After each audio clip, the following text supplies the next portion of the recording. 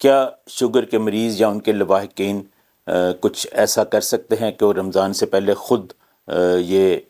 Assess کر لیں یا اندازہ کر لیں کہ ان کو روزہ رکھنا سیف ہے کہ نہیں ہے، یا وہ کون سے عوامل ہیں جن کو اگر وہ مد نظر رکھیں تو کیا کوئی ایسا سکورنگ سسٹم ہے کہ جس کو باقاعدہ ہم دیکھیں ہائی رسک، لو رسک یا میڈیم رسک ڈائبیٹک کا جو روزہ رکھنے کے والے سے ہے تعین کر سکیں؟ تو آج ہم اس کے بارے میں تفصیل سے بات کریں گے۔ ڈار یا ڈائبٹیز اینڈ رمضان کے حساب کے حوالے سے جو ایک تحقیقی گروپ ہے انٹرنیشنل ڈائبیٹک فیڈریشن کا، تو انہوں نے ایک باقاعدہ ایک تفصیلی اس سلسلے میں ایک سکورنگ شیٹ یا سکورنگ چارٹ ہے جس کا ہم آج تفصیل سے احاطہ کریں گے کہ کیسے آپ اب جان سکتے ہیں کہ آپ کو رسک ہے کہ نہیں ہے۔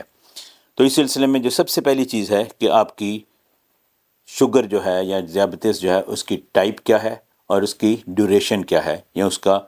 کتنے عرصے سے ہے۔ اگر آپ ٹائپ 1 ڈائبیٹک ہیں تو آپ کا رسک 1 گنا جائے گا، اگر آپ ٹائپ 2 ڈائبیٹک تو 0 گنا جائے گا، اگر آپ کی ڈائبٹیز کو 10 سال سے زیادہ ہو چکے ہیں تو یہ ایک رسک سکور گنا جائے گا، اور اگر 10 سال سے کم ہے تو یہ 0 گنا جائے گا۔ دوسری چیز ہے کہ کیا آپ کو کبھی شوگر لو ہوئی ہے، اور اس میں سب سے ڈینجرس کیٹیگری وہ ہے کہ وہ لوگ، وہ مریض جن کو شوگر لو ہو اور ان کو اس کو پتہ ہی نہ چلے، جس کو ہم ہائپوگلائسیمیا ان اویئرنیس کہتے ہیں۔ اگر ایسا ہے تو اس کا سکور رسک 5 گنا جائے گا، اور اگر آپ کو بار بار شوگر لو ہونے کا، دن میں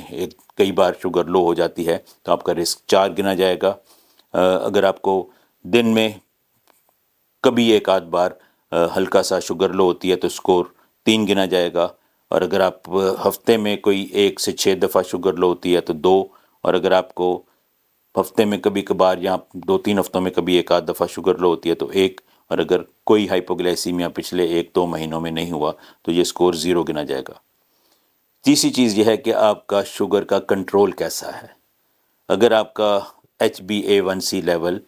پچھلے 3 ماہ کا جو کنٹرول ہے وہ 9% سے زیادہ ہے تو آپ کا رسک 2 گنا جائے گا، اور اگر آپ کا A1c 7.5 سے 9 کے درمیان میں ہے، یعنی 7.5 سے زیادہ ہے لیکن 9 سے تو کم ہے، تو یہ سکور 1 گنا جائے گا، اور اگر آپ کا HbA1c 7.5% سے کم ہے تو آپ سیف ہیں، آپ کا رسک سکور اس حساب سے کنٹرول کے حوالے سے یہ 0 گنا جائے گا۔ پھر یہ ہے کہ آپ شوگر جیسے بتائی گئی ہے ویسے باقاعدگی سے چیک کرتے ہیں کہ نہیں کرتے۔ تو اگر تو آپ شوگر چیک نہیں کرتے باقاعدگی کے ساتھ تو آپ کا سکور 2 گنا جائے گا،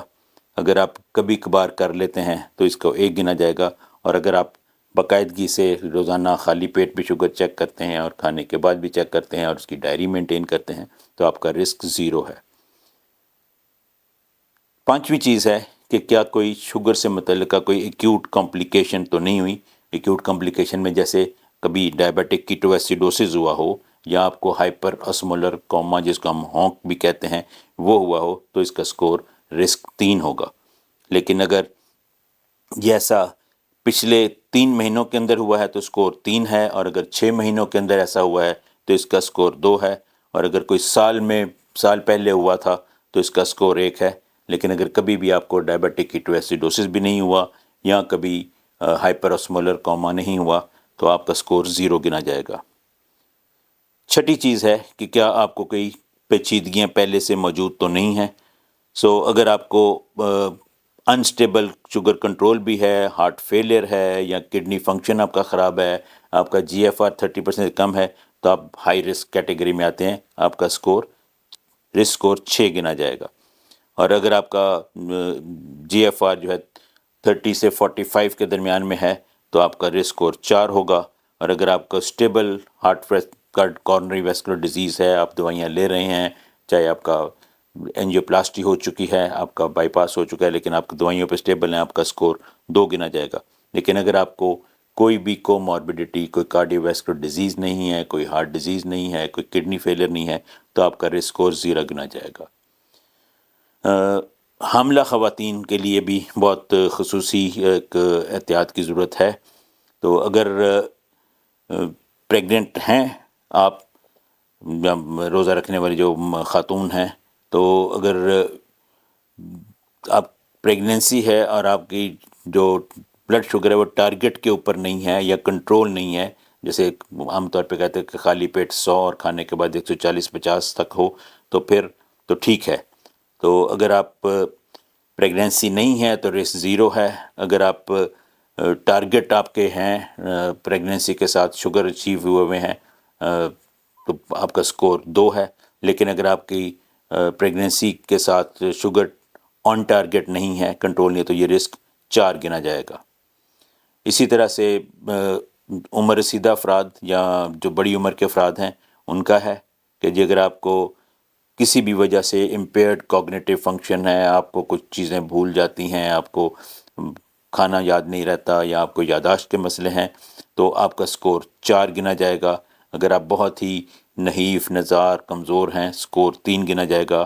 عمر آپ کی اگر 70 سال سے زیادہ ہے تو اس کا سکور 1 گنا جائے گا. لیکن اگر آپ کا فریلٹی انڈیکس نارمل ہے تو پھر آپ کا سکور 0 گنا جائے گا. اسی طرح سے اگر آپ کا پروفیشن ایسا ہے کہ جہاں پہ آپ کو بہت زیادہ فزیکل لیبر کرنی پڑتی ہے تو سکور 1 ہے. اور اگر آپ کو ڈیسک جاب کرتے ہیں آپ تو سکور 0 ہوگا. پچھلے رمضان آپ کا ایکسپیرینس کیسا رہا؟ تو اگر آپ اوورال نیگیٹو ایکسپیرینس تھا کہ جس میں آپ کی شوگر کم بھی ہوتی رہی یا شوگر بہت زیادہ بھی ہوتی رہی تو آپ کا رسک سکور 1 گنا جائے گا. لیکن اگر کوئی ایسا ایکسپیرینس پچھلے رمضان میں نہیں ہوا شوگر کے مریضوں کو روزہ رکھتے ہوئے تو اس کا سکور 0 ہوگا. اس کے بعد یہ بھی ڈیپینڈ کرتا ہے کہ آپ دنیا کے کس حصے میں ہیں، وہاں کا موسم کیسا ہے اور وہاں پہ روزے کا دورانیہ کتنا ہے. سرد ملک میں جب روزے کا دورانیہ شاید بہت زیادہ ہو تو بھی برداشت ہو جائے گا. لیکن اگر آپ گرم ممالک میں ہیں جہاں پر گرمی زیادہ ہے، حبس سے ہے، تو وہاں پر تو اس طرح سے ان کا اگر آپ کا روزے کی دورانیہ 16 گھنٹے سے زیادہ ہونے کا امکان ہے تو رسک سکور 1 ہوگا، اور اگر 16 گھنٹے سے کم ہے تو رسک سکور 0 ہوگا. اس کے بعد ٹریٹمنٹ کون سی ہے؟ اگر آپ ملٹیپل انجیکشن انسولین کے دن میں 3 سے 4 بار استعمال کر رہے ہیں تو آپ کا رسک 3 ہوگا. اگر آپ بیزل بولس ہم کہتے ہیں جی کہ ایک آپ بیزل انسولین لگاتے ہیں اور کھانے کے ساتھ آپ اس کی مقدار کے حساب سے ریگولر انسولین لگاتے ہیں تو آپ کا سکور 2.5 گنا جائے گا. اگر آپ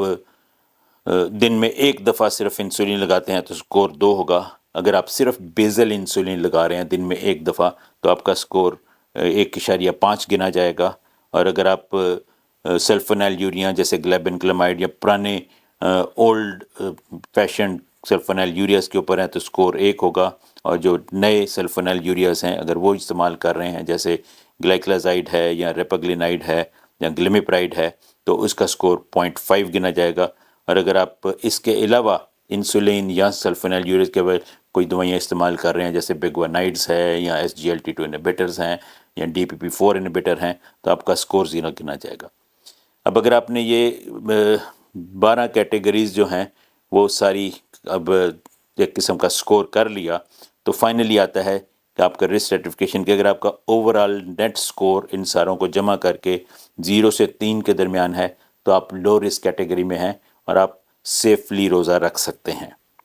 لیکن اگر آپ کا سکور 3.5 سے 6 کے درمیان میں ہے تو پھر آپ کو ماڈریٹ رسک ہے، اور اس صورت میں آپ انڈر سپرویژن اپنے ڈاکٹر کے مشورے سے، معالج کے مشورے سے اور اپنی دوائیوں کو ایڈجسٹ کر کے، کھانے کو ایڈجسٹ کر کے روزہ رکھ سکتے ہیں.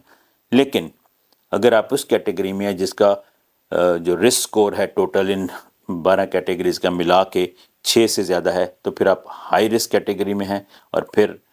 روزہ رکھنا آپ کے لیے نقصان دہ ہو سکتا ہے اور آپ بہتر ہے کہ روزہ نہ رکھا جائے. تو یہ ہیں وہ کچھ رہنما اصول یا وہ والے کیٹیگریز جن کو آپ اگر کیلکولیٹ کر لیں گھر پہ بیٹھ کے خود ہی تو آپ اندازہ کر سکتے ہیں کہ کیا آپ کے لیے روزہ رکھنا سیف ہے یا نہیں ہے.